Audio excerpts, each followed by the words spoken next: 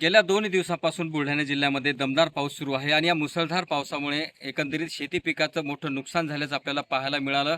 पण या पडलेल्या पावसामुळे आता सध्या आपण नळगंगा प्रकल्पामध्ये आहोत। माझ्या मागे आपण पाहू शकता की नळगंगा प्रकल्प जो आहे तो एकंदरीत 73% भरल्याचं चित्र सध्या आपल्याला दिसते आहे। या प्रकल्पावरती 28 गावं जी आहेत ती अवलंबून आहेत आणि पाऊस पडण्या अगोदर फक्त 28% जलसाठा या प्रकल्पामध्ये शिल्लक होता। पण गेल्या 2 दिवसांपासून जो दमदार पाऊस सुरू आहे, एक मोठा हा प्रकल्प आहे। जिल्ह्यातील जे 3 मोठे प्रकल्प आहेत त्या प्रकल्पामध्ये हा प्रकल्प धरला जातो आणि एकंदरीत 28 गावाचा जो पाणी पुरवठा आहे या प्रकल्पावरती आहे। आणि गेल्या 2 दिवसांपासून जो दमदार पाऊस झाला त्या पावसामुळे जवळजवळ या धरणामध्ये आता 73% पाणी जलसाठा आहे तो आहे आणि पाऊस पडण्या अगोदर फक्त या ठिकाणी 28% जलसाठा जो आहे तो या ठिकाणी शिल्लक होता। पण आता एकंदरीत शेतकऱ्यामध्ये या प्रकल्पावर अवलंबून असणाऱ्या शेतकऱ्यामध्ये आणि प्रकल्प आधारित असणाऱ्या 28 गावातील नागरिकांमध्ये आनंदाचं एक पाहिलं तर आपण वातावरण आहे।